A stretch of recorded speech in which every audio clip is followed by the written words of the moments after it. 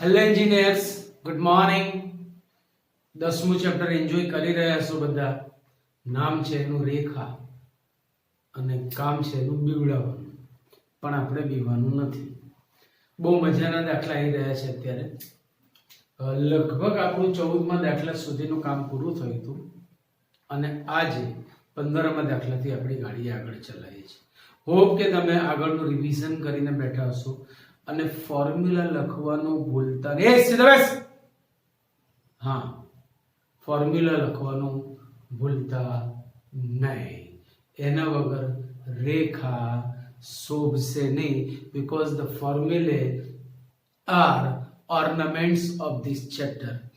સૂત્રો એ આ ચેપ્ટરના આભૂષણો છે, બરાબર યાદ રાખજો. ક્લિયર? તો ચલો 15મા દાખલાથી આપણે આગળ જઈએ. ટેક્સ્ટ બુક લઈને બેસી જાઓ બેટા, જેથી પ્રશ્ન તમને સમજાય અને દાખલો પૂરેપૂરો આવડે.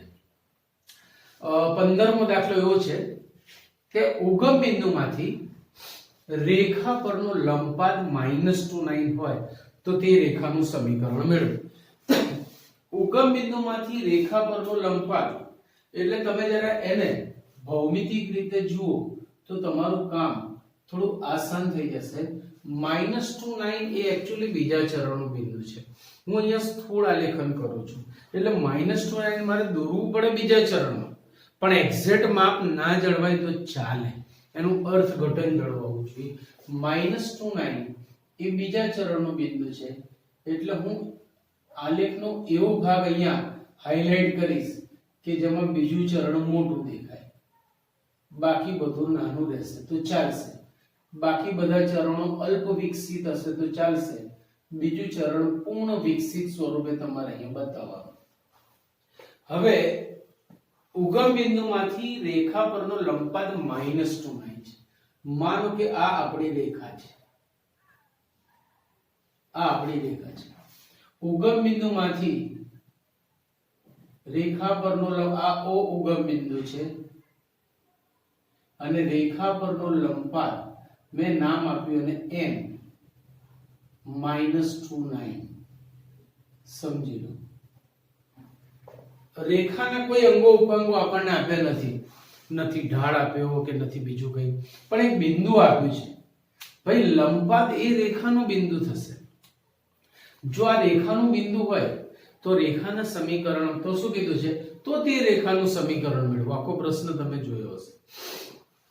રેખાના સમીકરણ માટે આપણી પાસે જે રીતો છે એની વાત કરું તો પહેલું છે અંતઃખંડ. આમ તો જોવા જઈએ તો બે બિંદુ સ્વરૂપ, તો અહીંયા તો એક જ બિંદુ છે એટલે એ સૂત્ર સીધે સીધું લગાડેલી. પછી ઢાળ બિંદુ સ્વરૂપ, તો ઢાળ આમ તો આપેલો નથી પણ લાવી શકાય એવું લાગે છે, કારણ કે લંબનો જે સંબંધ છે ને એ બે રેખાઓના ઢાળ એક પરથી બીજાનો લાવવો હોય તો લઈ શકાય. પછી અંતઃખંડ સ્વરૂપ રેખાનું સમીકરણ, પછી ઢાળ વાય અંતઃખંડ સ્વરૂપ રેખાનું સમીકરણ. તો આ જે બધા સમીકરણો છે એમાંથી તમે જુઓ તો જે આ OM છે એ આપણી રેખાને લંબ છે. હવે OM પરના બે બિંદુઓ છે આપણી પાસે. હું રેખા OM શબ્દ વાપરું તો બી ચાલે. OM પરના બે બિંદુઓ છે તો હું OM રેખાનો ઢાળ મેળવી શકું અને OM રેખા એ આપણી રેખાને લંબ છે. આથી એની ઉપરથી આપણી રેખાનો ઢાળ મળી જાય. કામ આસાન થઈ ગયું. ચલો સ્ટાર્ટ કરીએ આપણે. O00 માંથી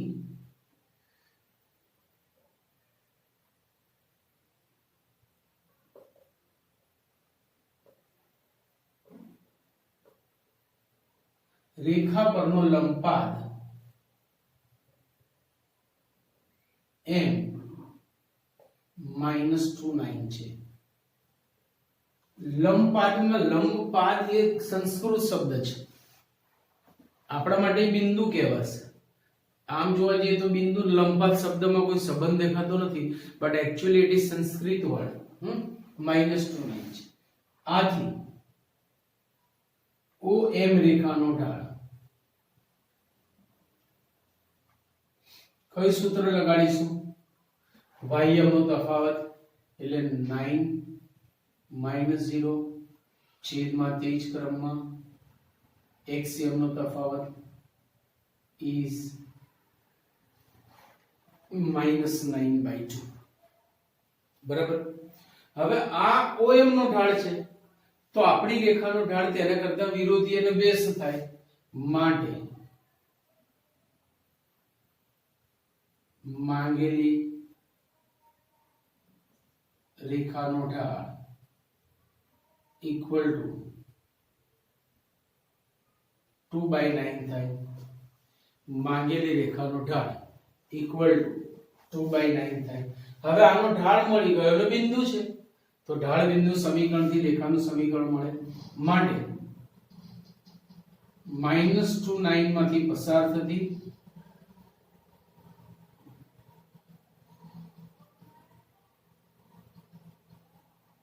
તથા 2/9 ઢાળવાળી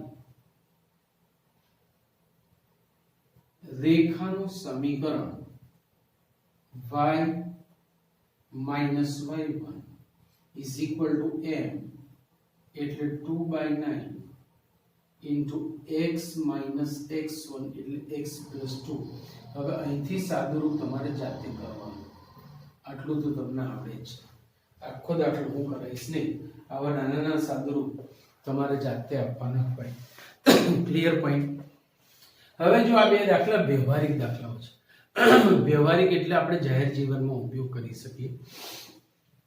ક્વેશ્ચન આખો હું વાંચું છું, તમે જોતા રહેજો.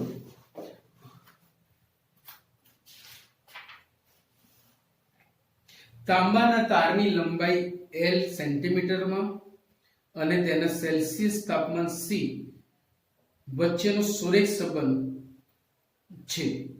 એક પ્રયોગમાં જ્યારે આની લંબાઈ તારની લંબાઈ 124.942 હોય ત્યારે તેનું તાપમાન 20 સેલ્સિયસ છે અને જ્યારે લંબાઈ આ હોય ત્યારે તાપમાન 110 છે. તો L અને C વચ્ચેનો સુરેખ સંબંધ મેળવો. L versus C. L versus C એટલે હું L ને x અક્ષ પર અને અંશ માપને y અક્ષ પર લઈશ અને આનો એક સુરેખ સંબંધ બનાવી રહ્યો છું. અહીંયા જુઓ, સુરેખ સંબંધ એટલે જ રેખિક સંબંધ એટલે જ એનું સમીકરણ રેખા બને. તો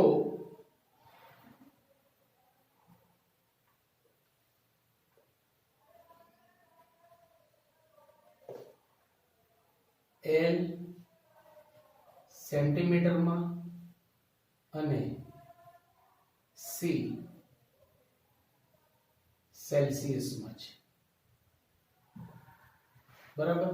L સેન્ટીમીટરમાં છે. હવે જો આને 0 સેલ્સિયસમાં 20 અને 110 જોઈએ છે તો ધારો કે આ 20 છે અને આ 110 છે.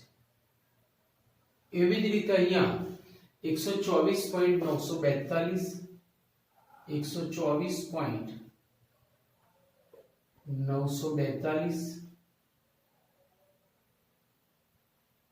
અને 125.134 છે. આ એની લંબાઈ છે. હવે અહીંયાથી બે બિંદુઓ બનશે. કેવા બિંદુઓ બનશે? જો જ્યારે L 124.942 હોય ત્યારે તાપમાન 20 સેલ્સિયસ છે એટલે એ બિંદુ અહીંયા આવશે અને આ બિંદુના યામ આપણે ભૌમિતિક રીતે વિચારીએ તો 124.942 કોમા 20 ym પછી લખીએ અને xm પહેલા લખીએ છીએ. આટલી તમને ખબર હશે. સમજાય છે કે નહીં? ym પછી લખીએ છીએ અને xm પહેલા લખીએ છીએ. એના પછી જ્યારે લંબાઈ 125.34 હોય ત્યારે એનું તાપમાન 110 સેલ્સિયસ એટલે લગભગ અહીંયા ક્યાંક આવશે. આ પરિસ્થિતિ છે. મતલબ 125.134 કોમા 110 આ પરિસ્થિતિ બની. એટલે આ P અને Q બે બિંદુઓ થઈ ગયા અને એમાંથી જે પસાર થતી રેખા થશે એ L અને C વચ્ચેનો રૈખિક સંબંધ એટલે કે સુરેખ સંબંધ બનશે એ આપણે મેળવવો છે. તો આપણી પાસે બે બિંદુઓ તો છે જ.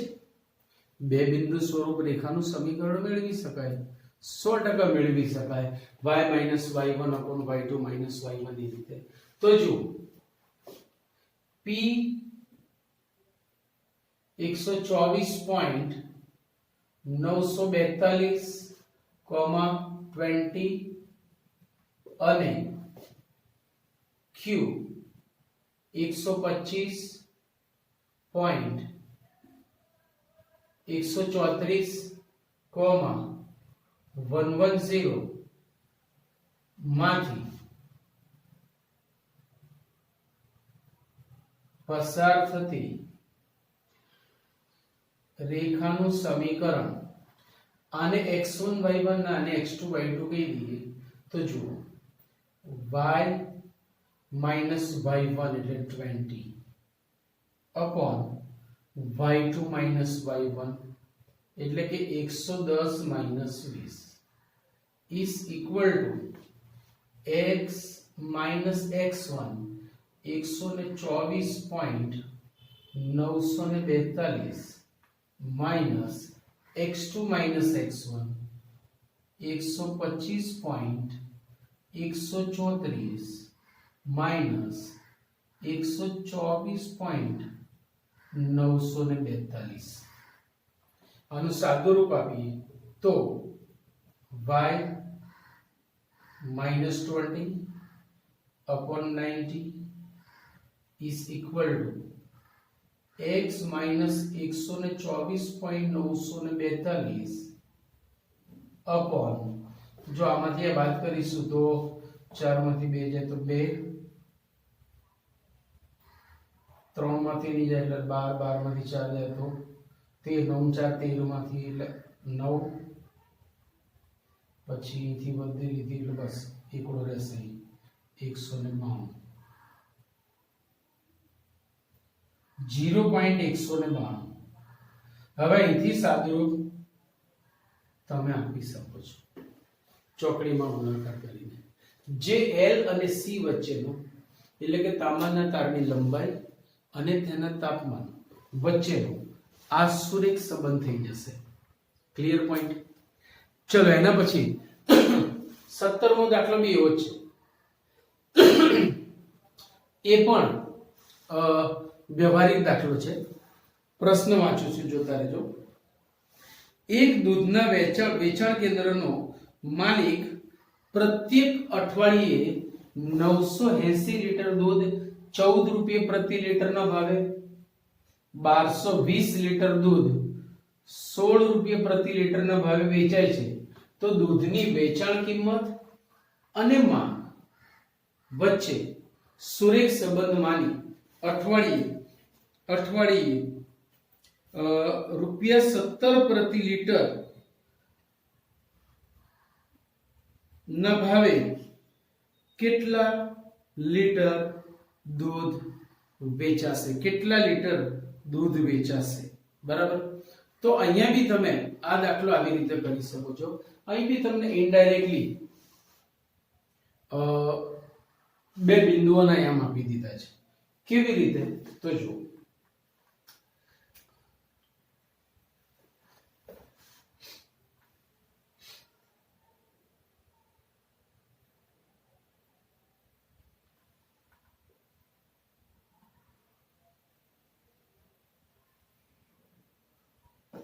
હવે રૂપીસ પ્રતિ લીટર અને આ લીટર, આ ભાવ છે અને આ લીટર છે. 980 લીટર દૂધ 14 રૂપિયાના ભાવે વેચાય છે, 14 રૂપિયાના ભાવે. અને 1220 લીટર દૂધ 16 રૂપિયાના ભાવે વેચાય છે. 980 લીટર દૂધ આ છે 980 અને 1220 લીટર દૂધ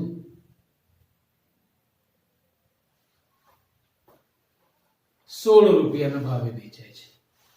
તો એનો સુરેખ સંબંધ માની 17 રૂપિયા પ્રતિ લીટરના ભાવે કેટલું દૂધ વેચાશે. એટલે તમે જુઓ, એક યામ આપી દીધો છે અને બીજો યામ માંગ્યો છે. સૌથી પહેલા આપણે આનું સ્થૂળ આલેખન કરીએ. ₹14 ભાવે 980 લીટર દૂધ, એટલે અહીંયા હું XM ને પહેલા લખીશ 14980. હવે તમને એમ થાય કે સાહેબ અમે લીટર ને XM પર ને રૂપીસ પ્રતિ લીટર ને YM પર લઈએ તો એ જવાબ એનો એ જ આવશે, કાંઈ ફેર પડવાનો નથી. એના પછી 16 લીટર દૂધ ₹1220 ના ભાવે વેચાય છે. 16 લીટર દૂધ ₹1220 ના ભાવે વેચાય છે. Q 16 1220, એટલે આપણને આ બે બિંદુમાંથી પસાર થતી એક રેખા મળશે. આપણને આ બે બિંદુમાંથી પસાર થતી એક રેખા મળશે. હવે આગળ શું કીધું છે? ₹17 પ્રતિ લીટરના ભાવે કેટલું દૂધ વેચાશે? તો આ ધારો કે 17 છે, તો ₹17 પ્રતિ લીટરના ભાવે ધારો કે Y લીટર દૂધ વેચાય છે, તો મારે Y શોધવાનું છે. હું એને Y1 કહું છું સરળતા ખાતર, કારણ કે Y એ વ્યાપક ચલ છે, જ્યારે Y1 એ નિશ્ચિત અજ્ઞાત છે. ચલિત અજ્ઞાત નથી પણ નિશ્ચિત અજ્ઞાત છે એવું કહી શકાય.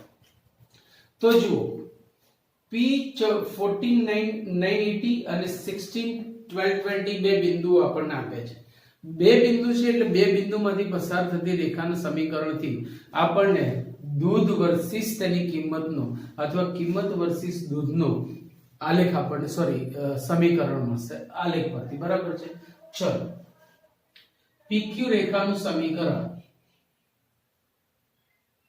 PQ રેખાનું સમીકરણ x1 y1 x2 y2 y minus y1 upon y2 minus y1 1220 minus 980 is equal to x minus x1 upon x2 minus x1. So y minus 980 upon 1220, चलो 0 minus 0 0, અહીંથી વધી લીધી એટલે 10 ને 12, 12 માંથી 8 જાય તો 4 અને 11 માંથી 9 જાય તો 2, 240 is equal to x minus 14 upon 2. So y minus 980, 240 આવો જોવાય અને 2 વડે ભગાશે એટલે 120 into x minus 14. આપણને એક સમીકરણ મળ્યું જે આ કિંમત વર્સિસ વેચાયેલ દૂધની લીટર વચ્ચેનો સુરેખ સંબંધ થયો. હવે જો આ સમીકરણ પરથી x એટલે દૂધમાં કિંમત, y એટલે લીટર, જો કિંમત આપી હશે તો લીટર મળશે અને લીટર આપી હશે તો કિંમત મળશે. તો આપણને ₹17 પ્રતિ લીટરના ભાવે જ્યારે દૂધ વેચે છે ત્યારે એના દૂધનું વેચાણ કેટલું થશે એ અહીંયા શોધવાનું છે. તો આપણે એ જોઈએ. જ્યારે x બરાબર 17 ત્યારે y શોધવામાં રસ છે આપણને. ચલો x ની જગ્યાએ 17 ટીકો. therefore y minus 980 is equal to 120 into 17 minus 14 is 120 into 3, 12 કરીને 36, 360. So y is equal to 360 વત્તા 980, મિંડી 8 ને 14, 1 4 ને 9 1340 લીટર ₹17 ના ભાવે દૂધ વેચાશે. તો આ બધા વ્યવહારિક દાખલાઓમાં કઈ દમ નથી, ખાલી x અને y ની જગ્યાએ આપણે બે રાશિઓ લઈ લેવાની છે એટલે તમને સુરેખ સંબંધ મળી જાય. અને પછી જો આમાં આગળ કશું પૂછ્યું નથી, અહીંયા બી પૂછ્યું તો થાય કે આટલું તાપમાન હોય ત્યારે તારની લંબાઈ કેટલી, અથવા આટલી તારની લંબાઈ હોય ત્યારે તાપમાન કેટલું, પણ એવું પૂછ્યું નથી, ખાલી સુરેખ સંબંધ છે. અહીંયા સુરેખ સંબંધ પછી ભાવ આપ્યો છે અને એ વખતે કેટલા લીટર દૂધ વેચાશે એની અહીંયા વાત કરેલી છે. સો લખી લો આટલું એટલે આગળ જઈએ. ચલો 18મો દાખલો. અક્ષો વચ્ચે, બહુ સરસ દાખલો છે, ત્રણ દાખલો બહુ સરસ છે. અક્ષો વચ્ચે બનતા રેખાખંડનું મધ્ય બિંદુ PAB છે, તો તે રેખાનું સમીકરણ મેળવો. હવે આ રેખા આપણી કોઈ પણ ચરણમાં હોઈ શકે, પણ હું સરળતા ખાતર પહેલું ચરણ લઈશ, યાદ રાખજો, જેથી આપણને સરળતા રહે. परिस्थिति કંઈક આવી છે, परिस्थिति कुछ ऐसी है, ये हमारी रेखा है જે અક્ષોને ધારો કે A અને B માં છેદે છે. ધારો કે તેનો xm x1 અને ym 0 છે, B નો 0 y1 છે. x1 y1 x1 0 અને 0 y1 એ આપણે ધારેલા આમ છે. આમનું મધ્ય બિંદુ PAB એ ચોપડી વાળાએ આપેલું છે, એટલે એક વસ્તુ ભેજામાં મૂકજો કે જે આપણે એન્ટર કરીએ ને એ ક્યારેય જવાબમાં ના આવે. એ એમણે આપેલું હોય ને એ જ સ્વરૂપ જવાબમાં લાવવાનું. એમણે AB સ્વરૂપ આપ્યું છે, એટલે આપણો આખો જવાબ AB સ્વરૂપમાં લાવવાનો. જવાબમાં x1 કે y1 નું અસ્તિત્વ રહેવા દેવાનું નહીં. આપણે જેટલી વસ્તુ એન્ટર કરી છે છેલ્લે બધી પાછી લઈ લેવાની, નહીતર ઘેર બબાલ થશે. મારા અનુભવથી હું તમને કહું છું, આપણે કશું બી આપેલું પાછું લીધા વગર જો ઘેર ગયા ને સાહેબ, બીજે દિવસે દોડતા લેવા આવશો. એટલે આપણે આપેલી બધી જ વસ્તુ, રેખાને કંઈ બી આપીએ તો પાછું લઈ જ લો, જેથી કરીને ઘેર બબાલ થાય નહીં. આમ તો તમે સમજદાર છો એટલે સમજી ગયા છો. તો x1 y1 આપણે ધારેલા અજ્ઞાત છે, એટલે જવાબમાં આપણે એને રહેવા દેવાના નથી. જો ધારો કે રેખા x અક્ષને a x1 0 અને y અક્ષને b 0 y1 માં છેદે છે. ધારો કે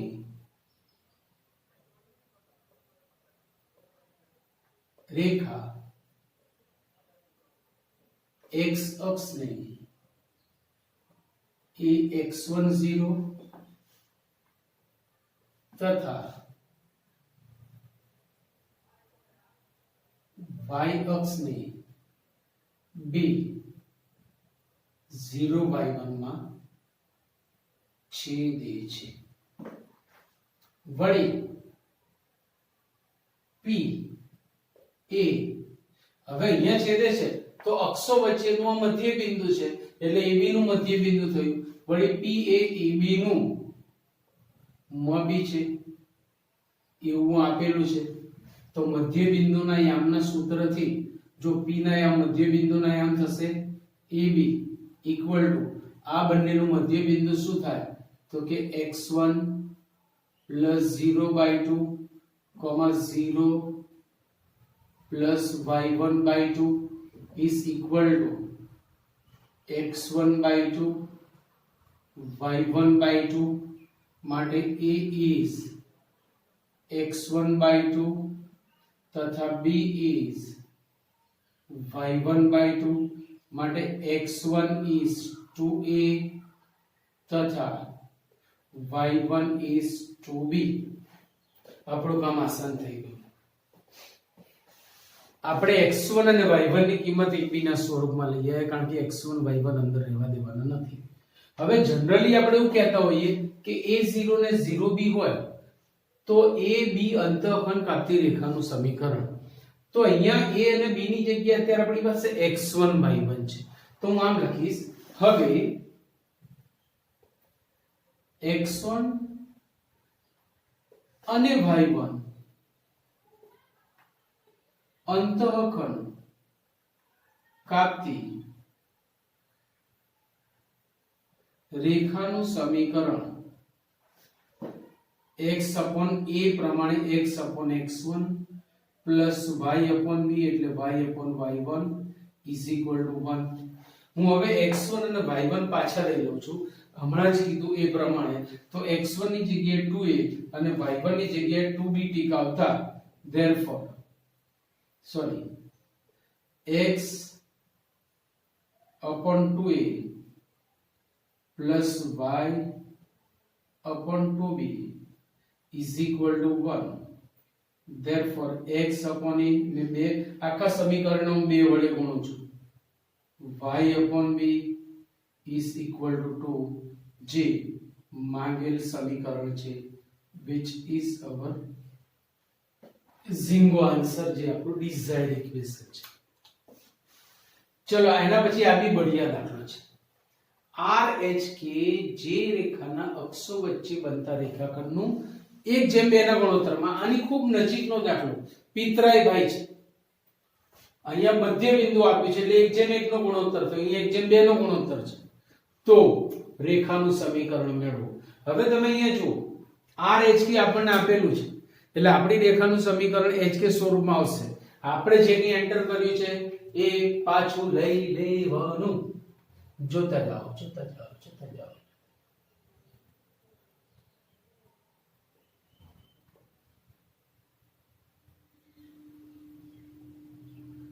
કઈ આવી પરિસ્થિતિ છે. ધારો કે રેખા x અક્ષને, હવે અહીંયા AB એમણે આપેલા હતા એટલે મેં x1 y1 ધાર્યા. અહીંયા એમણે h કે આપે છે તો આપણે AB ધારી શકીએ છીએ. ધારો કે રેખા x અક્ષને a0 અને y અક્ષને b0b માં છેદે છે, તથા r બિંદુ AB રેખાખંડનું RH કે એ AB રેખાખંડનું a તરફથી 1:2 ના ગુણોત્તરમાં વિભાજન કરે છે. તો તે રેખાનું સમીકરણ મેળવો. તે રેખાનું સમીકરણ મેળવો. આપણે a અને b ના મૂલ્યો HK ના સ્વરૂપમાં પહેલા લાવવાના, પછી જ આપણે રેખાનું સમીકરણ લઈ શકીએ. તો જો ધારો કે રેખા x અક્ષને, ધારો કે રેખા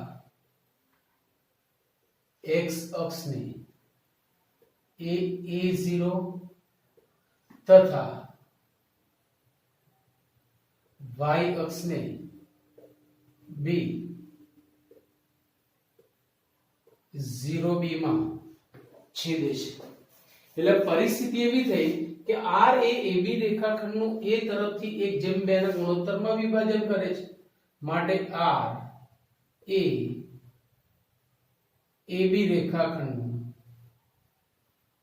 a તરફથી લેમ્બડા બરાબર m/n બરાબર 1:2 ના ગુણોત્તરમાં વિભાજન કરે છે. હવે જે વિભાજન કરે છે એના આમ સૂત્રનો કરતા બને ઇઝ ઇક્વલ ટુ, જે તરફથી વિભાજન થાય છે તેનો હું x1 y1 અને બાકીનાને x2 y2 કહીશ. તો જો m is equal to 1, n is equal to 2, m x2 એટલે 0 પ્લસ n x1 એટલે a, mx2 plus nx1 upon m plus n. એ જ રીતે m y2 એટલે b પ્લસ n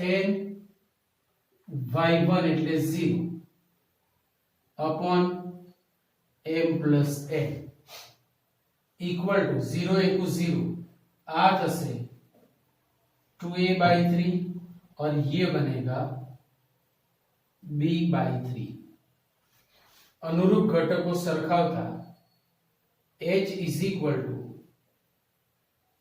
2a/3 तथा k is equal to, હવે અહીંયાથી મારે જવાબ hk ના સ્વરૂપમાં લાવવાનો છે એટલે હું a અને b ને સૂત્રનો કરતા બનાવીશ. therefore a is equal to 3h/2 તથા b is equal to 3k. અહીંયા જુઓ a અને b તો અંતઃખંડ છે. આ જે રેખા આપણી માંગેલી છે એનો x અંતઃખંડ a અને y અંતઃખંડ b છે, તો અંતઃખંડ સ્વરૂપ સમીકરણ લગાડી શકાય. હવે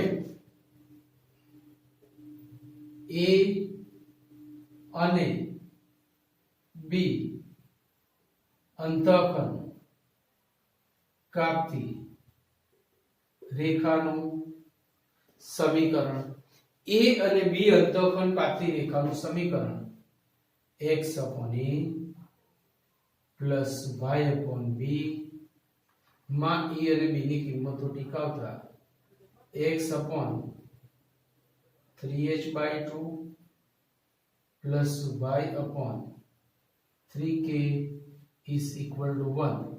બાકીનું સાદુરૂપ લસા લઈને તમે જાતે આપજો, જે આપણી માંગેલી રેખાનું સમીકરણ છે, જે આપણી માંગેલી રેખાનું સમીકરણ છે.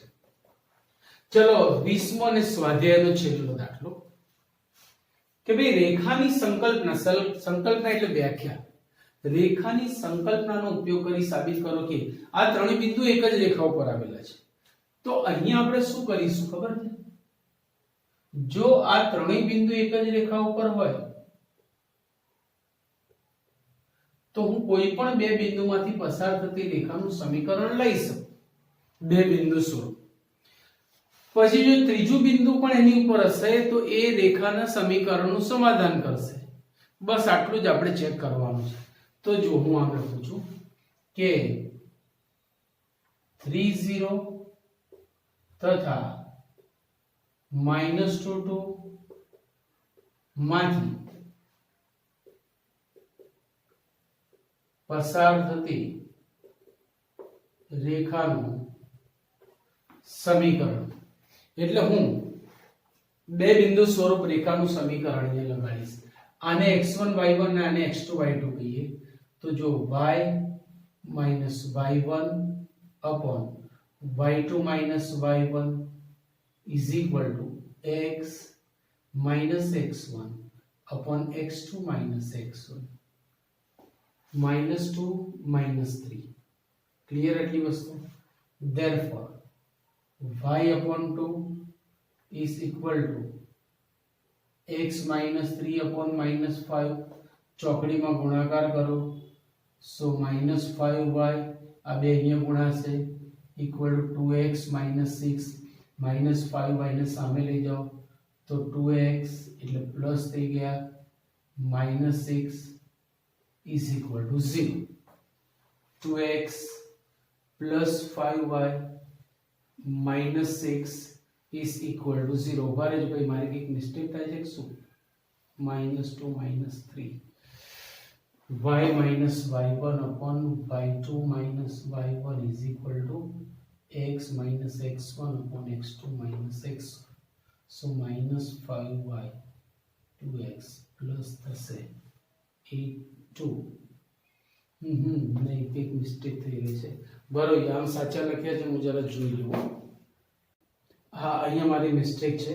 આ -2 -2 છે ભાઈ, એટલે એવું થયું. તો જો ફરીથી y minus y1 upon y2 minus y1 એટલે આ -2 થશે. y2 minus y1 એટલે આ -2 થશે. તો અહીંયા -2x plus 6 થશે. હવે હું બધું ડાબી બાજુમાં લાવું છું એટલે આખું સમીકરણ બદલાય.